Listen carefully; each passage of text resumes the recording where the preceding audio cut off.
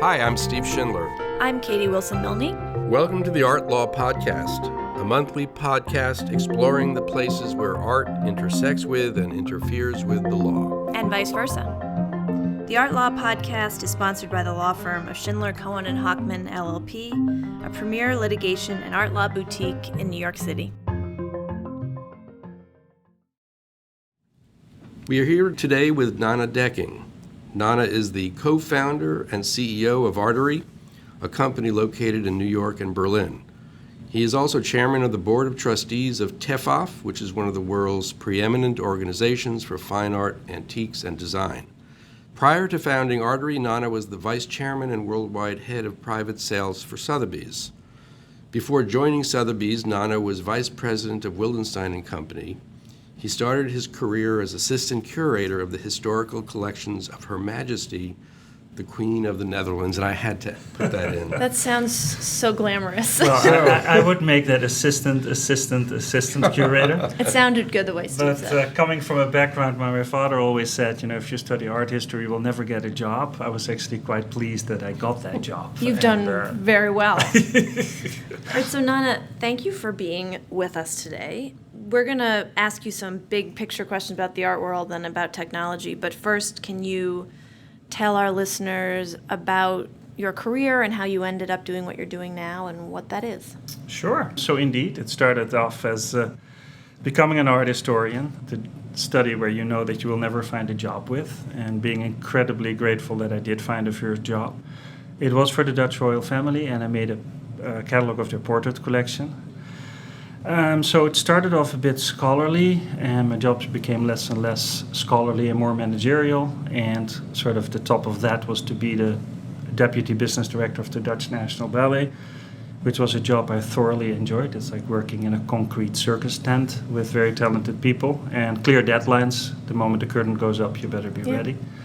Then me and my husband got the opportunity to move to New York in '96 because of Frank's job, my husband's job, and I followed. And I started my own little company, Nanne Dekking Fine Arts, where we advised potential collectors on the acquisition. And we were specialized in issues of provenance, which at that time, we're talking 1997 right now, just became really a big thing for the first time. The Art Laws Register barely existed or didn't even exist yet. And it was a niche, we found out. And we did a lot of research on provenance issues for artworks and advised people not to buy when we weren't sure and to buy when we were absolutely convinced that everything was right. At that period of time, Nanne, were you working with old masters and impressionists, or just where did you draw the line? I'm curious. Yeah, I always felt that French Impressionism was so middle of the road that I should not be interested in it. And I love French Impressionism. I vividly remember why I study art history is because of the image of Gare Saint-Lazare in my history book when I was maybe 12. I learned more about 18th century portraits, as if that's not boring. But when I started working, I really followed my passion, and I happen to know a lot about French Impressionism. It's maybe the only thing that I know a little bit about. So, yeah. You mentioned the Art Laws Register not being around in at least the early part of the 90s. Can you explain for our listeners what that is and why it sort of raised the profile of provenance issues? Yeah, so the Art Laws Register is a way to do due diligence. They have a huge database, or many databases, about lost and stolen artwork or art that was stolen by the Nazis and where families have a claim on to recuperate these artworks. It's not an impeccable system, it's not flawless, but it's the best system we have. And everybody uses it to make sure when you buy an artwork that at least it's checked by the Art Laws Register. So it's a way to do due diligence. And it's the most thorough system we have so far. So you, from the beginning of your career as a dealer, were interested in dealing with these issues of provenance and title and any kind of cloud on the artwork that was the object. And that happened by coincidence. I was a very small art dealer, and we had to find a niche, and the niche turned out to be to do more research. And we had hoped more academic research, and then we found out that people basically wanted provenance research. It's not that I woke up one day and I thought, gee, I'm going to change the world and do more provenance research. It just happened to work out that way. And then How did you do provenance research when you started? Where did you look, and how did you trace provenance? Yeah, good question, because your means are quite limited. The Frick collection happens to have a very big archive on art dealerships' archives. So that was usually the first thing we did, was to go to the Frick. Then you just reach out to people who you know in your network who can do research in other countries. Holland, the RKD, the Art Historical Royal Archive, actually has an amazing repository of dealer archives. So little by little you find your way. But it's a lot of digging, it's a lot of research through different archives.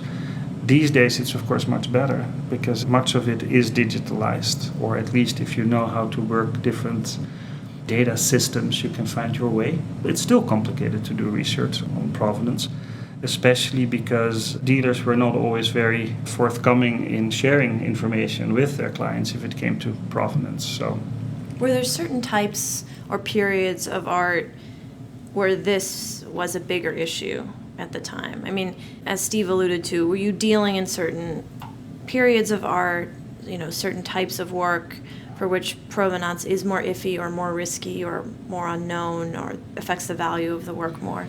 It affects all art. Let's put it this way. It affects all art made before the Second World War. That's, of course, the big red flag. Whether it's an Impressionist artwork or a 15th century Italian Old Master, if there is a vague provenance, in, let's say, from the 1930s to 1946, you better do a lot of research. And needless to say that, interestingly enough, if there is a problem, it's usually around that time that you're not completely clear what happened to an artwork that was made prior to the Second World War. Right. So we had a podcast about Nazi-looted art and sort of the trajectory of personal property, specifically art, around World War II. And as our listeners will remember from that episode, a lot of property, is mysteriously invisible for a long period of time. And even up through the end of the Cold War, there's really not a lot of data on where the stuff is. And a lot was stolen, let's put it that way. And also the perception, even in Holland, where I'm from, is that after the Second World War, people just wanted to forget what happened. It was a nasty period, let's forget about it. And a lot of Jewish family not a lot of people returned, let's put it that way, but even the people who returned had big problems in actually getting their houses back, let alone getting their artworks back. I mean, it's an unbelievable chapter, of course, in the history of mankind. And even going back further, are there, significant provenance, authenticity concerns about much older artwork, too, that you encounter? I mean, that could be, I guess, whether something is by the hand of or the school of, or it could be, is it just entirely a fake? I mean, those issues still come up too. Were you seeing some of that? Well, the interesting thing about art is that previous ownerships actually can add to the value of an artwork. And unlike a house, unless Marilyn Monroe lived there maybe, but usually a house is a house, and there's a lot of information about who lived there in the past, but you don't necessarily care. With an artwork, if it's owned by someone important, it can add to the value. And especially if you go to the old masters, if you go to Leonardo da Vinci, for example, it makes a huge difference if a certain king, Francois Ier, how do they call him in English? Frank I, or the king of France in the days of Leonardo da Vinci, if that artwork was his collection. Francis I, most likely. Something, yeah.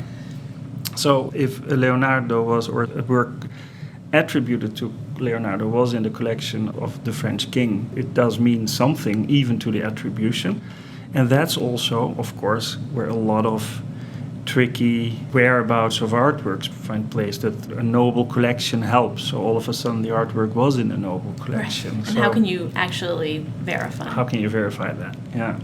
Right, and then sort of playing into that is the whole notion of lack of transparency and secretiveness in the art world, that lots of people don't want the world to know whether they've owned a work of art or the nature of transactions generally. Yeah, it's not a win-win situation there, because you have the art dealers who are quite secretive. You have the scholars who also hold their information close to their chest. And then you have the owners who not necessarily want to be known as the owners of the art world. So it's very, very hard to disentangle that. Let's start with the scholars. Let's face it, scholars don't necessarily want to share their research with the rest of the world. If it comes to art dealers, the fact that they have information that's not shared with the potential clients of an artwork, gives them a certain power and makes the margins bigger, let's face it. And then you have the owners who not necessarily want to be advertised as on my wall at 241 East, let's take Pacific Street in Brooklyn. Right. There is an artwork hanging that's worth $600,000. So Right. it's exposed when they're selling it because it may look like, some financial vulnerability or something. Right. All right, so Nanne, so this is the crazy world in which you enter the New York art market, and you work in this world for 2 decades or scary, yeah, maybe long time. going on more. Since '96, yeah. And how does that connect? Because we know it does connect to what you're doing now. It does connect to what I'm doing now also because I didn't want to become an art dealer. I much more wanted to become actually a curator. But life goes as it goes, right? We moved to New York and I had to start something to make a living, and I became a dealer and a researcher on provenance issues. And then I was lucky enough to find a job at the Wildenstein Gallery, and I was lucky enough to be able to sell out of that collection. And what I noticed is I realized that I had to be trusted all the time. I always had to convince people you have to buy this and you have to buy it because you can trust Nanne. You cannot necessarily trust all the scholars who write about this work, but trust me. And I found that a terrible situation to be in because when you sell a car, when you sell a house, there's so much real information that you can share with clients rather than a few art historians who actually contradict each other, or on and on I can go. I don't know. Car salesmen are not exactly the exemplars of trustworthiness, though. Right. What's that? But you can go to Car salesmen are not exactly the I know. the epitome of good practices. And for no reason these days, right? If you look at Carfax, Right. There's a lot more information. Right. out on There's You a can lot. always go to a mechanic and I don't trust the car check it. salesman either, I have to say, but I realized that it's actually you can't trust them because there's all the repairs that has been done or known, etc., to your car. Not necessarily when you buy an old master painting. But you can't get a mechanic to look at a painting and tell you 100% what's going on. Honestly spoken, you can.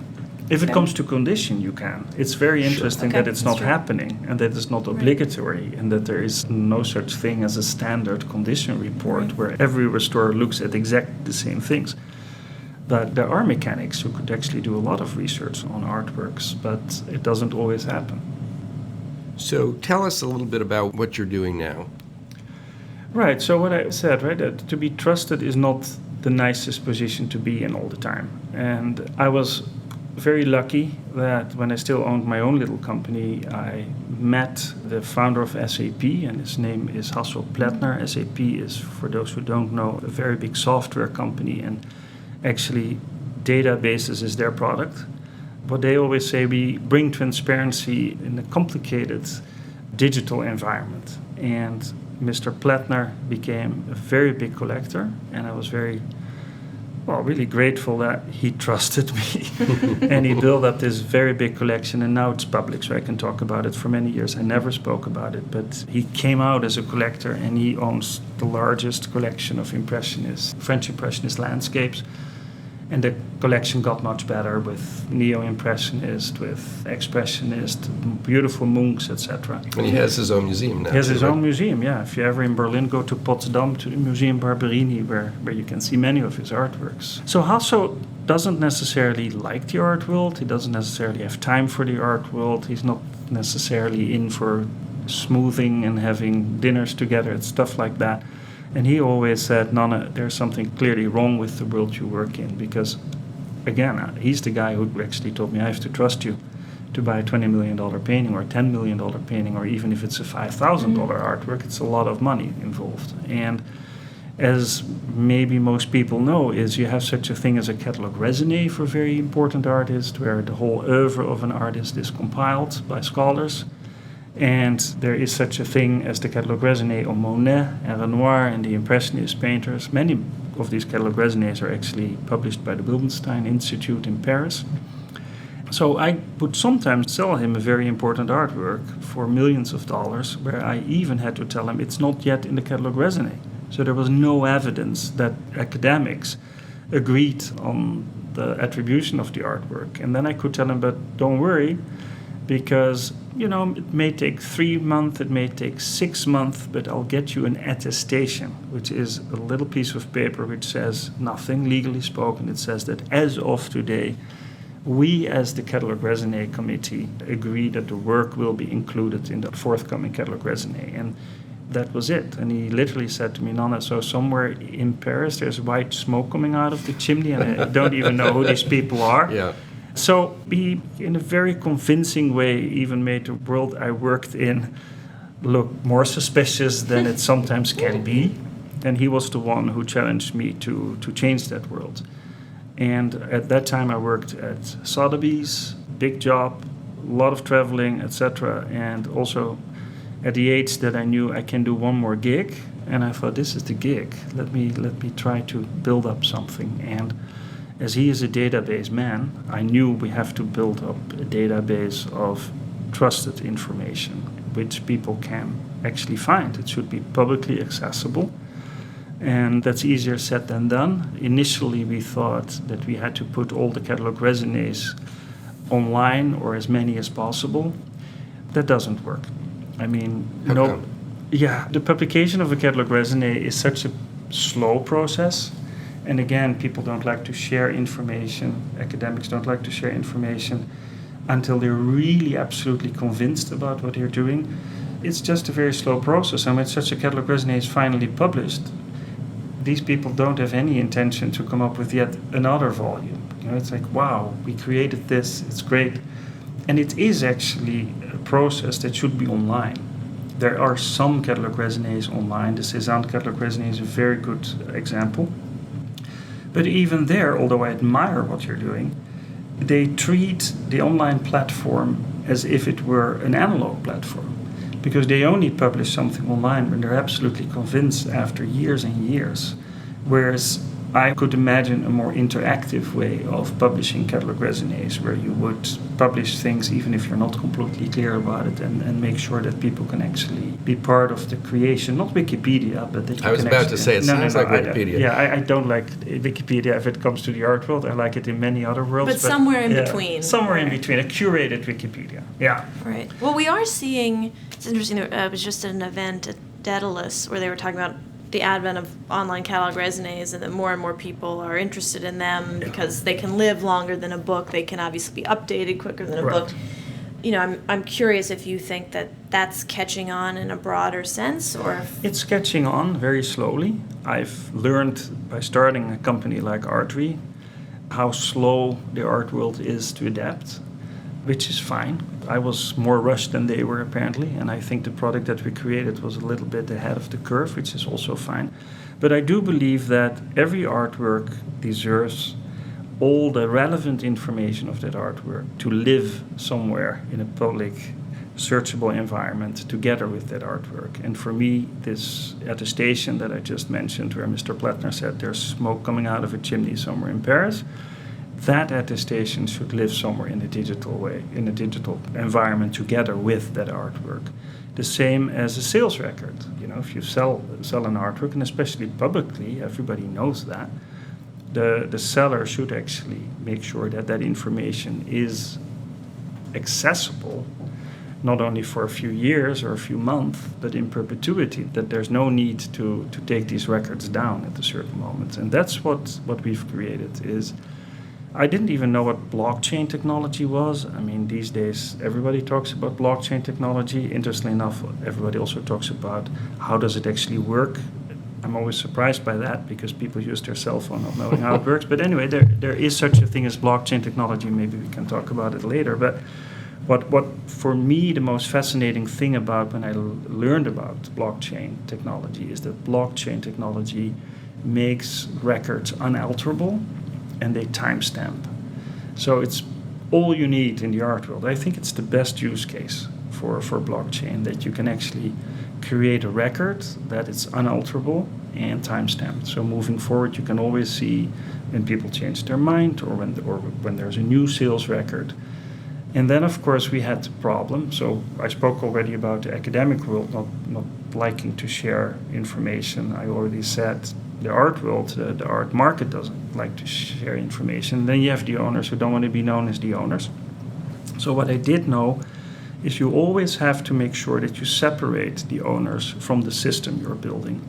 And the system we built is, for Artory, it's impossible to know who the owner is, but the owner does get a mnemonic code in a way to go into our system and actually claiming ownership to outside people if they go into our system. But we don't know who these people are. It sounds a little bit like, how is that possible? But I can explain. So what that. information are you storing? We're storing in two ways. First of all, we all know through ArtNet, for example, which is a art price database. And what they do, they scoop up, they scrape information that's out there publicly. We're going to do the same. And publicly meaning it's sold at auction. It's sold at auction. Not in private sales. Yeah. So it's omitting a big part of the market. So Artory acquired a big database of something like 22 million records that we're making accessible. We also make sure that nothing happened behind paywalls, etc. And we make those records really presentable and searchable.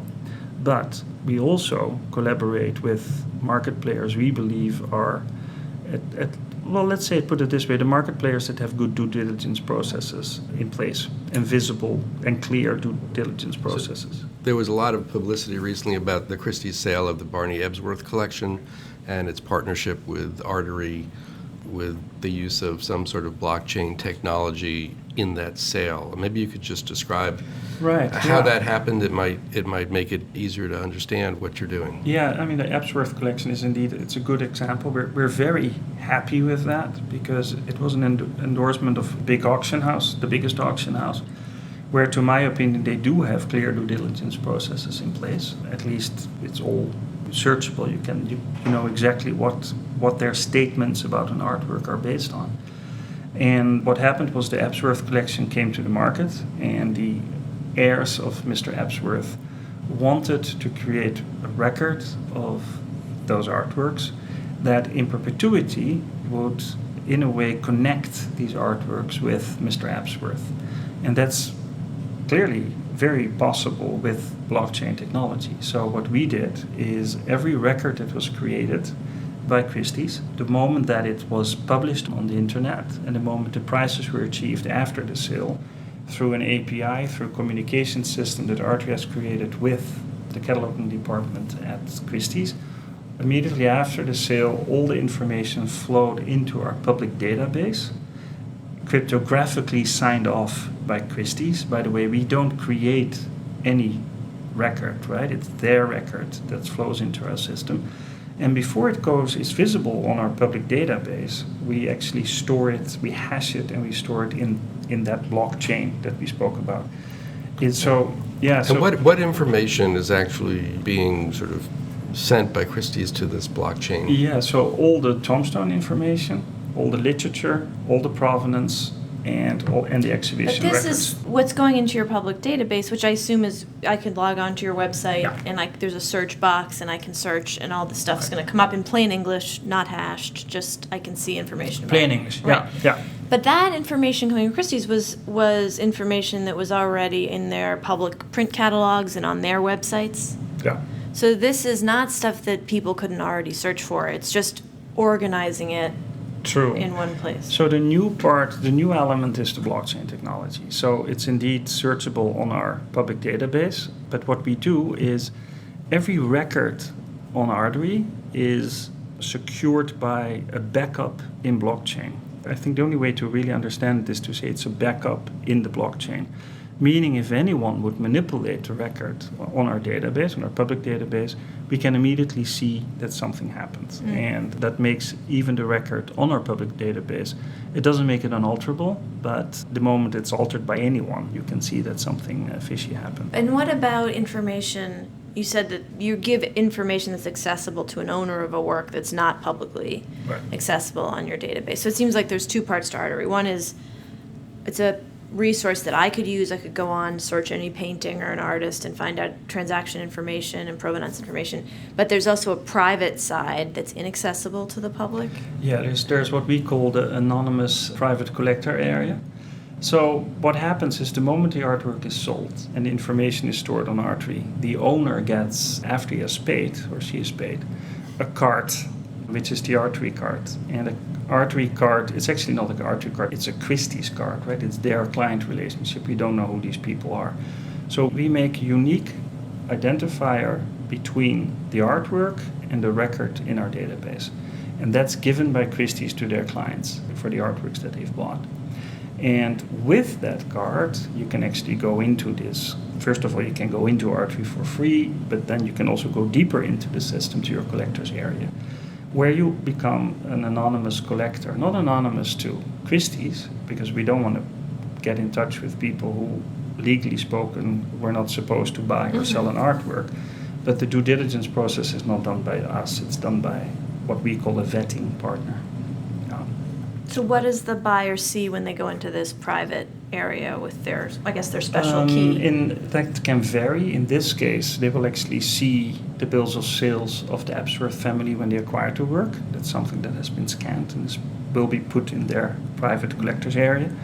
Which is not something they would have seen before they bought it, right? No. That's not public. That's not public. Interesting. Yeah, and there's a lot you can do. By the way, you can also, but I don't want to sell Artory, but you can also download your own information and digitalize it and put it in that private. That was another question. I guess Anonymous if you box. paid $92 million for the hopper and then you saw the bill of sale for something a lot less than that, you might feel a little bad. They should Well, know. people better get used to it. Yeah. So let's say you buy a work from this collection at Christie's, you get all this sort of private provenance detail that wouldn't have been in the Christie's catalog that only you can see with this card and this key, and then when you go to sell it or you loan it, are you supposed to put that information, additional provenance information, that it goes to the Met for a show or goes to Paris for a show? Do you put that in the Artory blockchain as well? We don't want any owners to put any information in. By the way, why would you always want the Metropolitan Museum to put that information That makes sense, in? yeah. And that's all what we hope for in the future. But we started the product. It was a soft launch. We now have 90 records in the Artory database. But what will happen is, with those records that I spoke about that we have acquired, that database will be up in stages. In March, there will be millions of records up. In half a year, it will be like 7 million, etc. And meanwhile, we are talking with many other parties, such as Christie's or museums, to collaborate with us and become a vetting partner. And what happens is, the moment an artwork is actually from this Absworth collection, from Christie's, it shows up completely differently from the unvetted records. So what you start to create is data integrity. At least you can see which records in the Artory database are just records because it was scraped. And we know that there was a sale that took place with this artwork.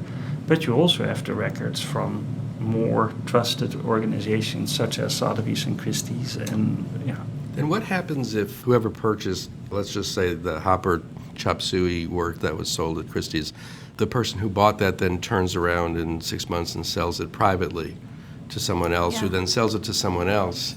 Presumably that is not necessarily on the blockchain, right? That you could have a gap in ownership. You can lose works. Sure. What we hope for is, of course, that we won't lose these works, and that the private dealer who sells it will have an valuation done by Christie's, Sotheby's, or another company that's allowed, legally spoken, to do a valuation. Because we would accept the valuation also as a point of entry into the database. And that's information that we would also then put into the blockchain and provide the new owner. So the valuation company can then give the new owner the card with the name of the entity that they are on it. So what if the card gets lost? So this owner, Right. the buyer from Christie's, gets this card and a key, and let's say they go to sell it through a private dealer. Does this system entirely depend on the fact that they're going to say to the dealer, or the appraiser they work with, these records are being updated in Artory, I want to keep this up to date and pass this card along to the new owner? How much are you relying on those actors? We are relying on won't those know actors. about. Let that be sure, right? We're relying on. You have to rely on someone. It's not that we want to work with 5,000 auction houses in the world or anything. We want to make sure that you keep that group small. And by the way, now we are working with Christie's, but ultimately there should be an independent body that decides who can actually work with Artory. It cannot be just me deciding that or my team. But Also, it's such an interesting question because also my shareholders, the main question was always, what if you lose the card? And then it's, well, what do you do if you lose your credit card? Right? I promise you go people to are the gonna bank, and so if you lose your card, you go to the issuing. They don't party. come to you. They go back to Christie's. No, they should never come to us. Not because we don't want to take the responsibility, but we don't want to know who these people are. So they have to go back to Christie's, and what we would do, we would issue a new card, but we will also issue a new block in the chain with the exact information that Christie's at that time gave. Which is that there was a lost card. Exactly. Yeah. So it's not quite like a cryptocurrency where it seems like if you lose the key, I mean, it's very I read difficult about that. to Can you imagine? to get it. Here there's at least a source that is capable of issuing a duplicate, if you will. Right. Okay. The key problems it seems like Artory is trying to address are the ones you identified earlier: transparency, provenance, authenticity, concerns like that can get stuck and hidden in any node of art transactions over time because they're often not recorded at all, and if they are recorded, those papers get lost or they're in private hands. It's dispersed. Yeah.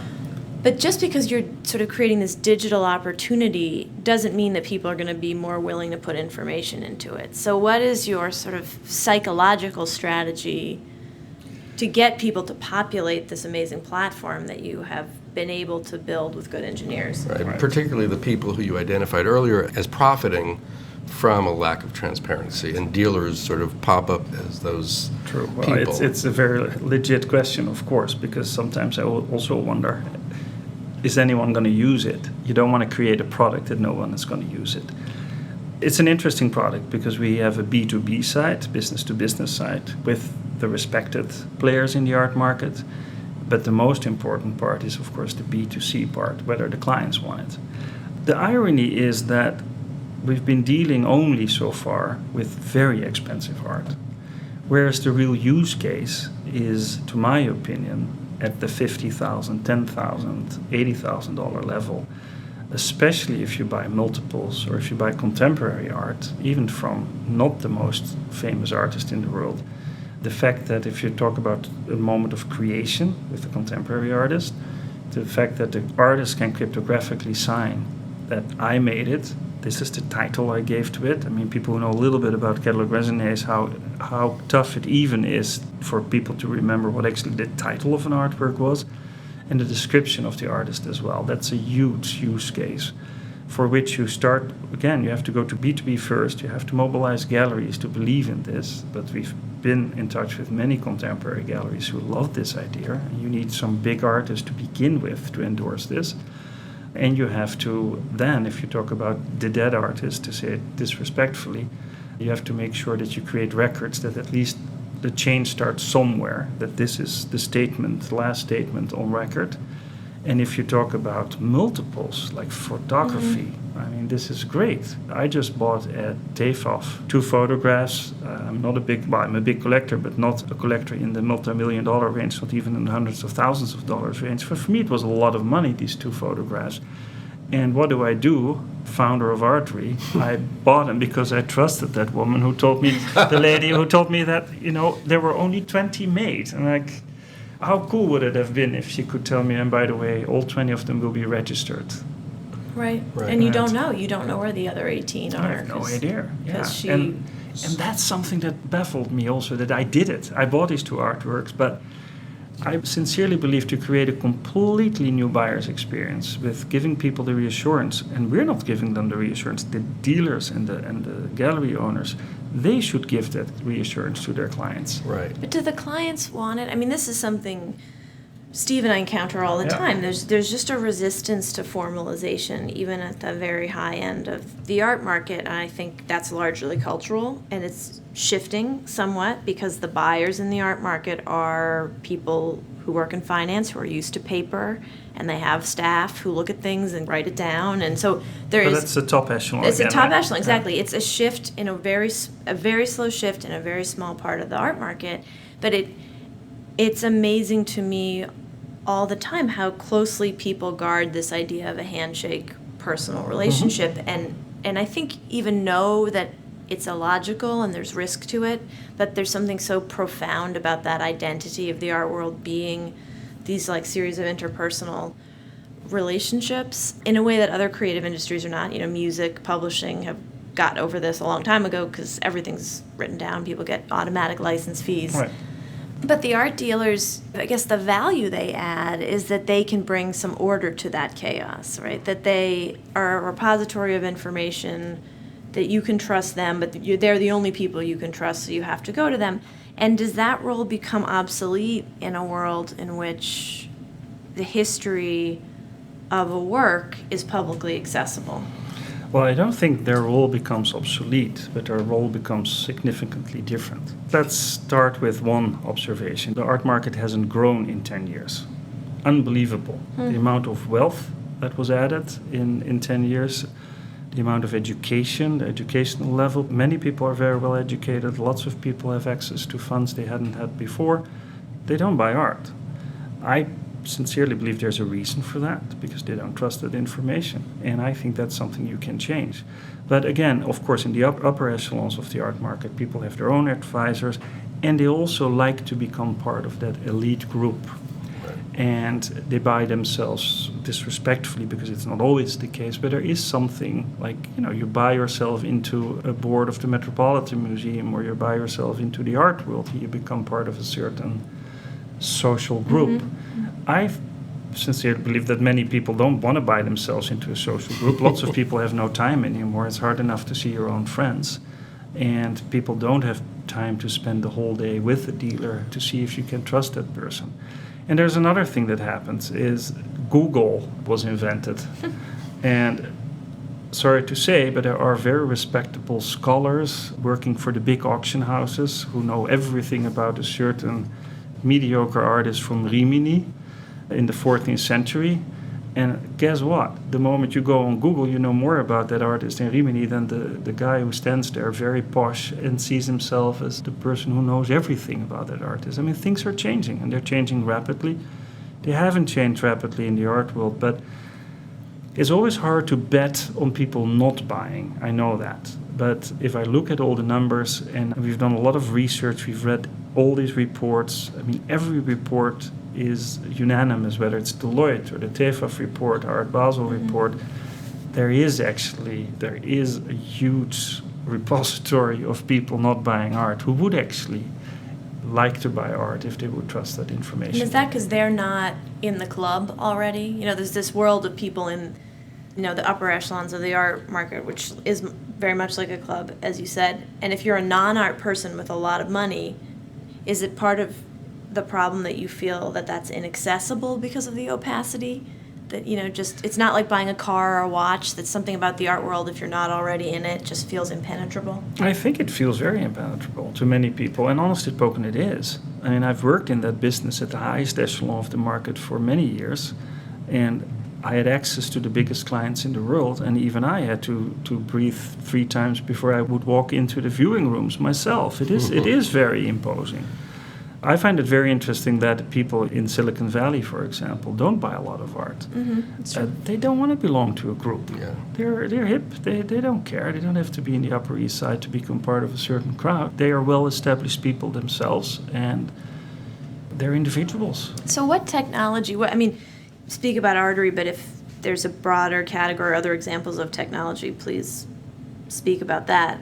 I mean, is there a role for technology to change this culture in the art world and broadly innovate? And if there is, what is it about those technologies that's offering something new? Right.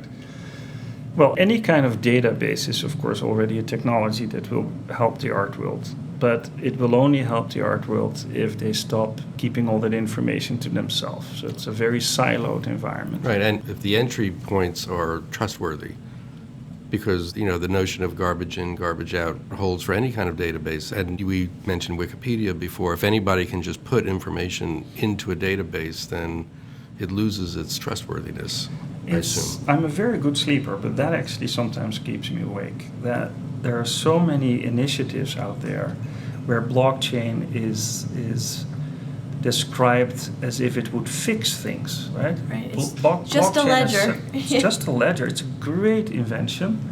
And I think it's a very important invention that goes much further than many inventions in the whole tech world for a long time, for at least the last 10 years.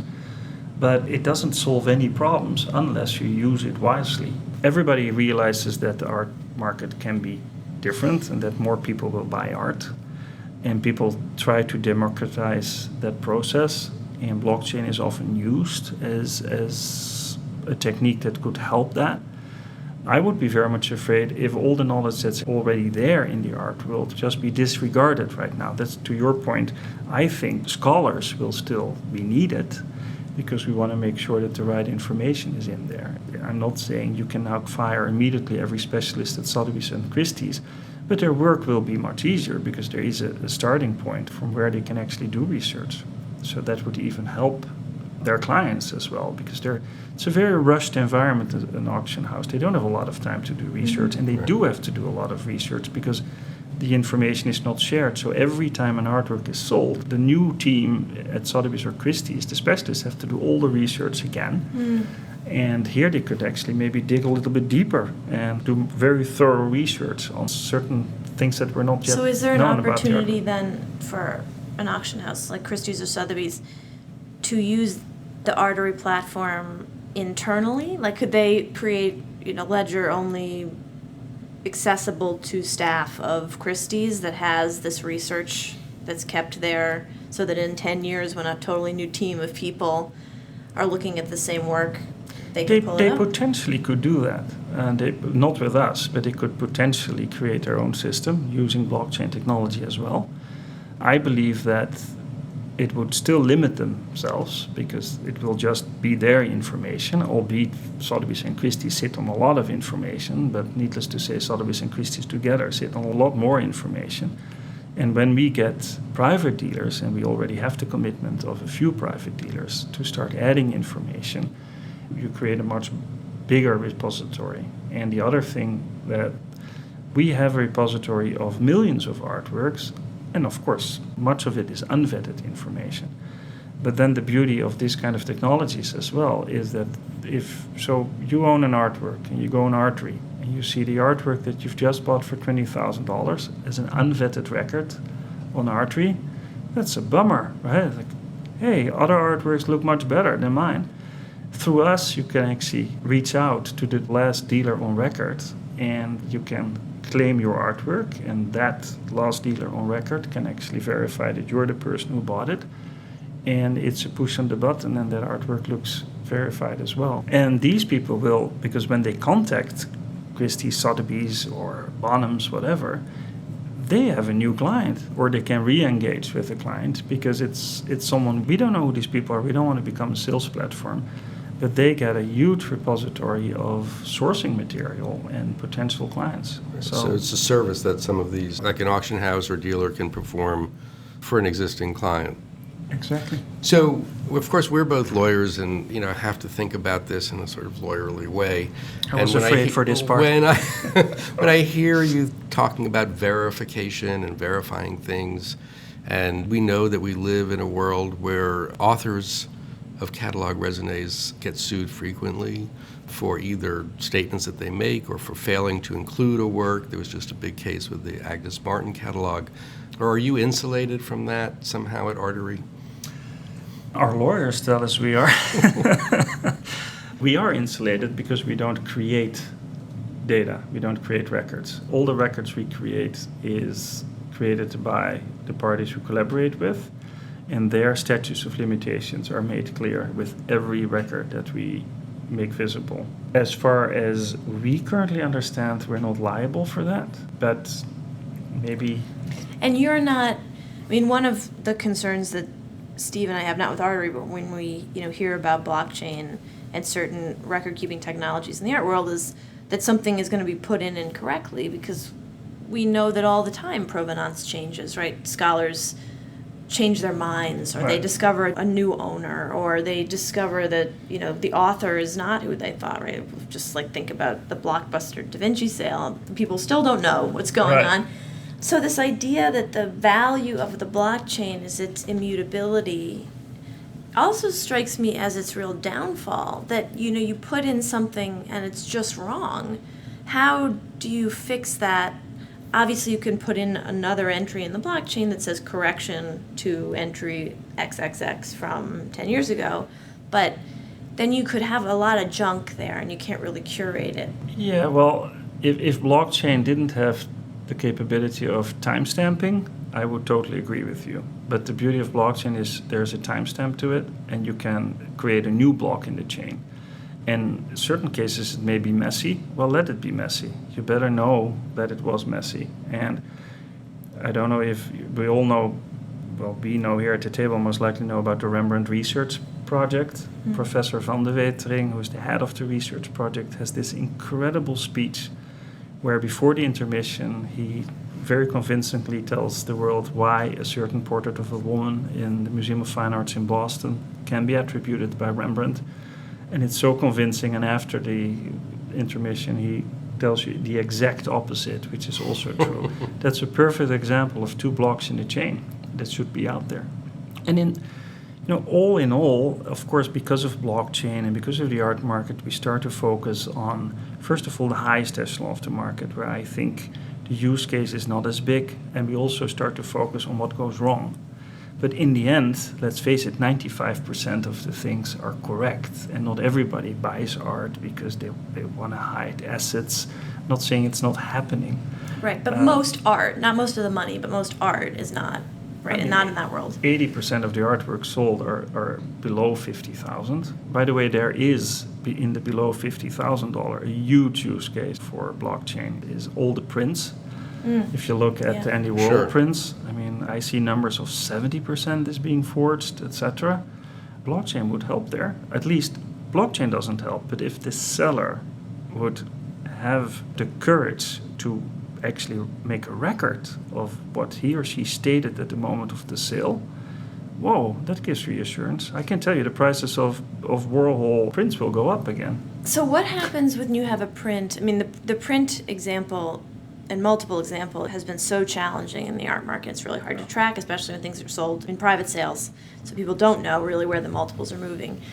But what do? You buy a work, a print, and you see that print exists, that work exists, and it's recorded in the blockchain. But how do you know that you really have the real one, or if you just have a copy? Right. I see it being very useful for works that are or not attributed to an artist.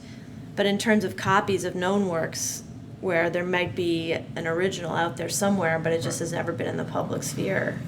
Well, that's a good one, of course. Well, first of all, it's safer already because there is a record in blockchain. And why would you want to sell an artwork without that registration card that you have if you actually are the owner of that work? I'm not saying it won't happen. It's possible, but you are connected as the owner to that artwork that's in the registry. And why would you sell a forgery using the system that's out there? Because you might not know. You might think it's real. You might know. Yeah, you might think it's real. Then it's on a public record. It's publicly available, so maybe other people now see that it's not real. That's a forgery. But many people are telling us if there's a forgery on Artory, you're out of business. And I say, no, we pop open the champagne because it means that it works. There's more visibility. But to your point, it would be ideal to have a unique identifier on every work that's in the Artory registry.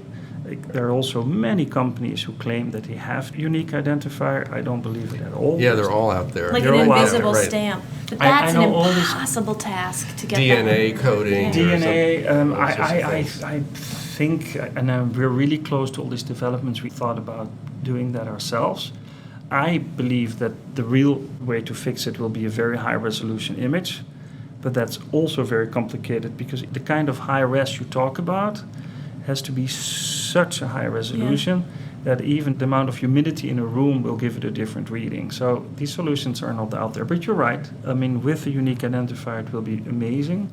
We actually built in the system already that if the unique identifier based, for example, on high resolution images, is that what you do is you make the geography of every artwork and you say, we take 2 little fingerprints of this very high resolution, and that can actually also be hashed and put in the blockchain. Like a So physical mark. So you can say like B15 and Z6, as if it were this game where you with Navy boats Too or whatever. random, Yeah. yeah. So you can have these two places on the painting that only we would know, which connect with what's in the blockchain. Are So- there other technologies that you're seeing that you think have the potential to solve some of these big problems in the art market? I do, but you're both lawyers. I cannot imagine that some of these.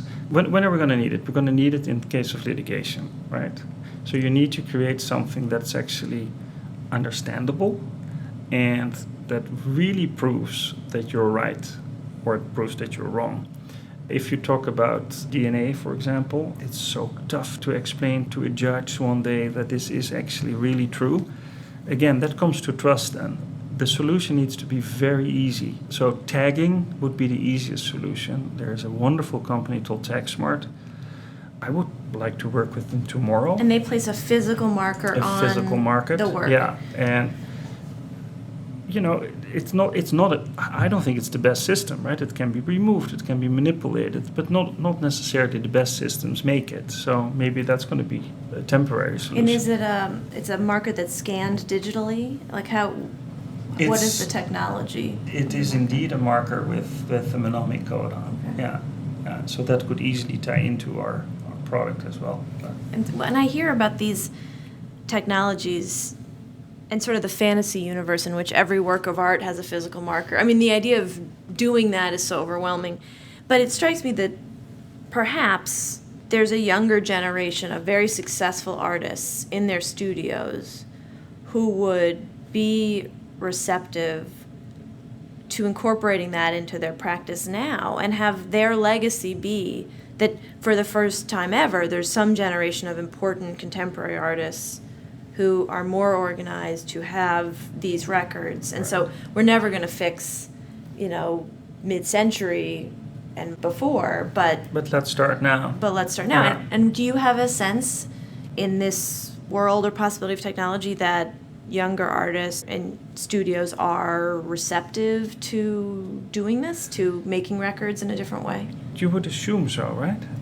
I wouldn't assume, but that's because I know a lot of these. It's hard to We say. represent It's hard to some say. people. Yeah. But also, I think in the realm of digital art, and we've talked about that, that's an area where blockchain really can be incredibly helpful in preventing unauthorized copies from being distributed, where you really can tag a piece of digital art in a way that you really couldn't before. Exactly. Yeah. But wait, and that- answer my question before you answer Okay, so Steve's. to your question, actually, what Steve Or just together, said, you can. these artists, the tech artists, so to say, of course, they're very tech-savvy and very well organized, and they want exactly that to happen, that in perpetuity it can be seen as your artwork, and it's different art, right? It lives in a digital space. It's not something you can hang on your wall.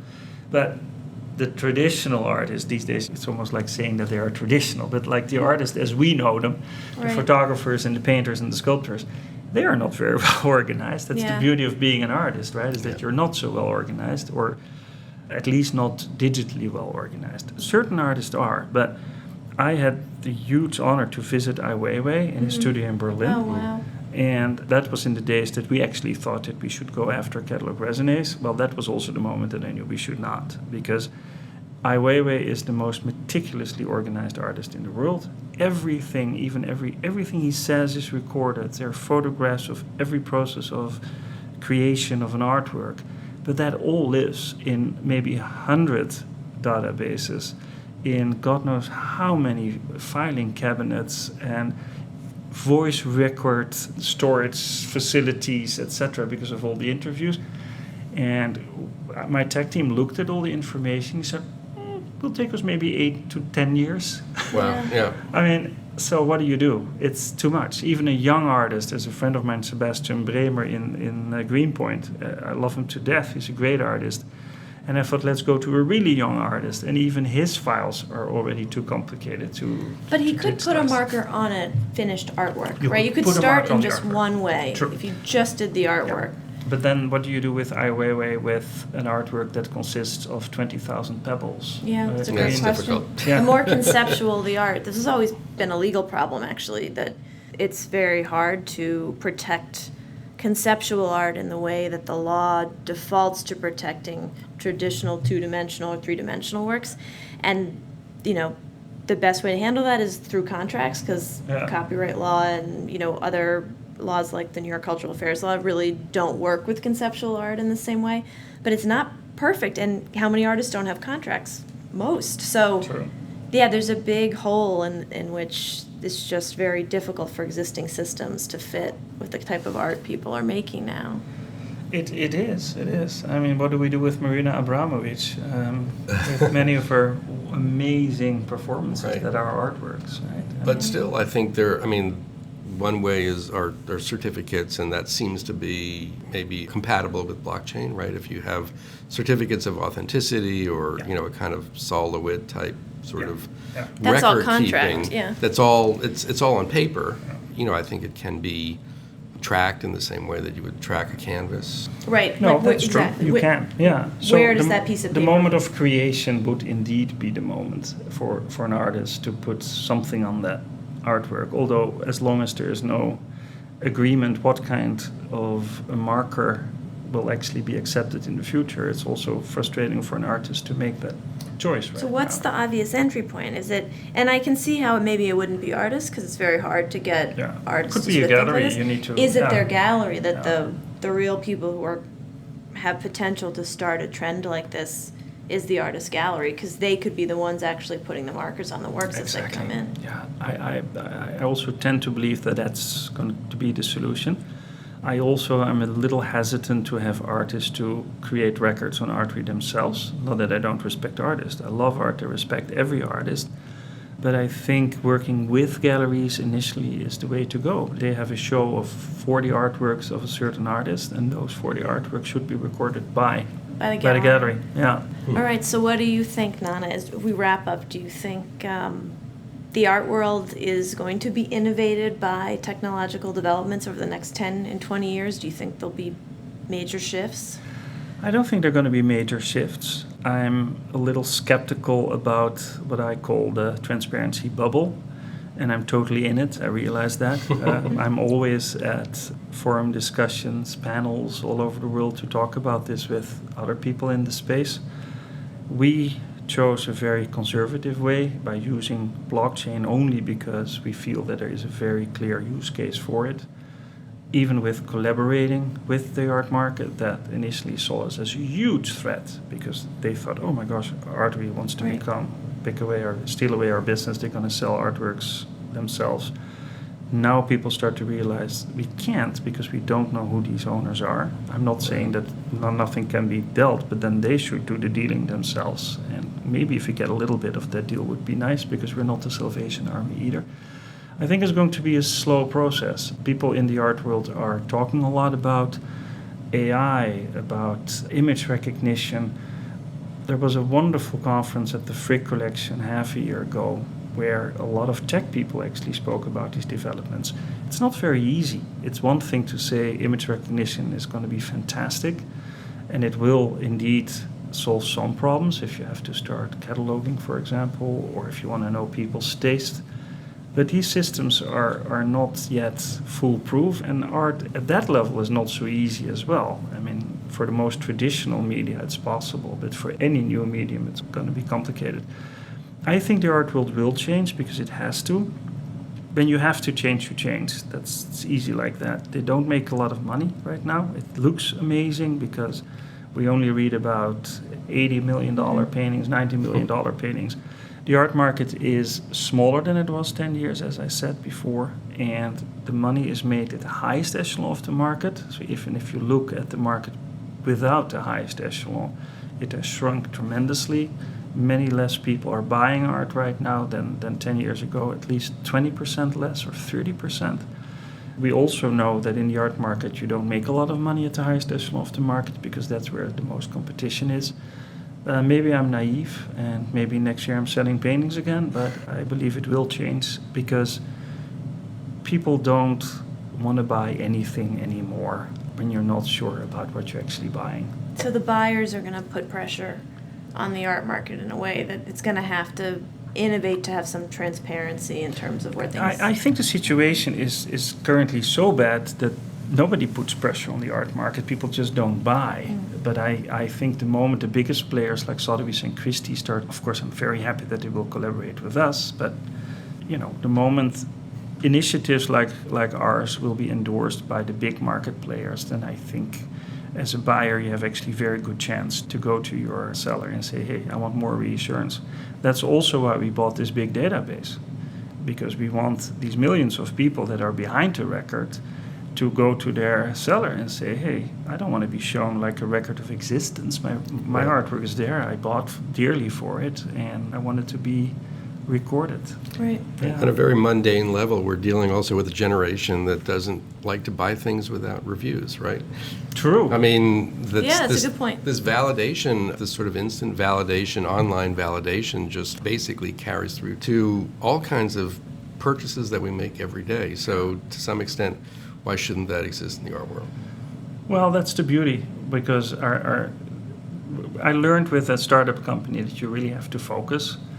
And we dream a lot. I dream a lot. I love to dream, and I love to dream big. So I dreamt a lot about all the things you can do with whenever an artwork that you own, a similar artwork is sold at another auction, or there's in Tokyo an exhibition of a similar photograph that you own. We put it all in that bucket with your artwork. Not blockchain secured, but just at an informative level. We're going to do it for sure, because that's where I think you can then make the difference. But what we first needed to do was to convince people in the art market that we were not after their business. We are clearly after a business. I mean, we're a for-profit organization, but I think we can make profit without selling artworks. And hopefully they can sell more because of that. Yeah. Great. Well, thank you, Nanne. Thank you, Nanne. Thank you. Fun, yeah. This was great.